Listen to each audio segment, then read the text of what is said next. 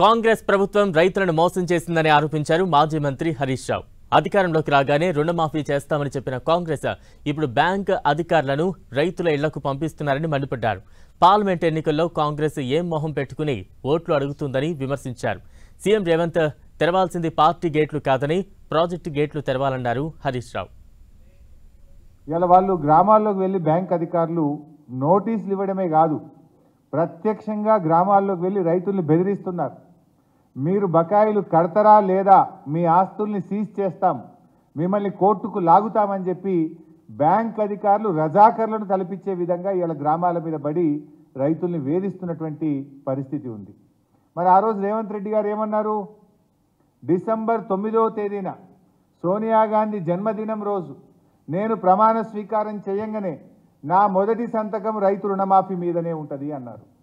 ఏకకాలంలో 2 లక్షల రుణమాఫీ చేస్తామని చెప్పి ఆ రోజు ఎన్నికల సమయంలో ప్రజలను, రైతులను మరి నమ్మించే ప్రయత్నం చేసినారు.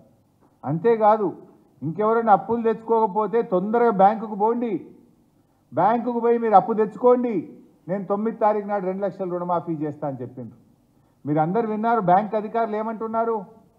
మాకు ప్రభుత్వం నుంచి ఏ ఆదేశము రాలేదు, నువ్వు డిసెంబర్ 9న ప్రమాణ స్వీకారం నాడే చేస్తాను, కానీ ప్రమాణ స్వీకారం మాత్రం 2 రోజులు ముంగటికేసుకున్నావు.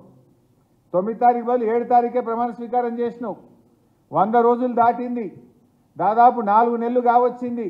ఇప్పటికీ రుణమాఫీ మీద మీ ప్రభుత్వం ఏ నిర్ణయం తీసుకోలేదు. కాంగ్రెస్ పార్టీ తన మేనిఫెస్టోలో రైతులకు ఏ అంశాలైతే చెప్పిందో ఏ ఒక్క అంశాన్ని కూడా కాంగ్రెస్ పార్టీ ఇవాళ అమలు చేయలేదు. ఏ ఒక్క అంశం మీద మాట నిలబెట్టుకోలేదు. ఈ మేనిఫెస్టోలో వాళ్ళు ఏం చేసిండ్రు? 6 గ్యారంటీలు, 6 గ్యారంటీల మీద బాండ్ పేపర్లు పంచిండ్రు, నోటరీ డాక్యుమెంట్లు ఇచ్చిండ్రు. ప్రజలు నమ్ముతలేరని చెప్పి బాండ్ పేపర్ మీద రాసి ఇంటింటికి ఇచ్చొచ్చిండ్రు. 100 రోజుల్లో 6 గ్యారంటీలు, 13 హామీలు అమలు చేస్తామని చెప్పారు. మరి బాండ్ పేపర్లు పంచి నోటరీ డాక్యుమెంట్లు ఇచ్చిన కాంగ్రెస్ పార్టీ ఇవాళ రైతుల విషయంలో ఏం చెప్పింది? మేము రాగానే డిసెంబర్ 9వ తేదీ 2 లక్షల రుణమాఫీ. మోసం. రైతులకు, కౌలు రైతులకు ఎకరానికి 15,000 రూపాయలు ఇస్తాం. దగా. వ్యవసాయ కూలీలకు 12,000 రూపాయలు ఇస్తాం. దగా. వరి పంటకు క్వింటాల్కు 500 రూపాయల బోనస్ ఇస్తాం. దగా. అంటే 4 విషయాలు కూడా రైతులకు ఇచ్చిన 4 హామీలను కూడా తుంగలో దొక్కి రైతులను నట్టేట ముంచింది ఇలా కాంగ్రెస్ పార్టీ, నేడు అధికారంలో ఉన్న కాంగ్రెస్ ప్రభుత్వం. ఏ మొహం పెట్టుకొని రేపు పార్లమెంట్ ఎన్నికల్లో ఓట్లు అడుగుతారు? మేము మీకు నోటరీ డాక్యుమెంట్లు ఇచ్చి మేము బాండ్ పేపర్ల సాక్షిగా రాష్ట్రంలో రైతుల్ని మోసం చేసినాం, మా కాంగ్రెస్ పార్టీకి ఓటేయండి అని అడుగుతారా? 10 ఏళ్లలో ఎప్పుడు లేని విధంగా 20 లక్షల ఎకరాల్లో పంటలు ఎండబెట్టినందుకు కాంగ్రెస్ పార్టీకి ఓటేయమని అడగడానికి వస్తారా?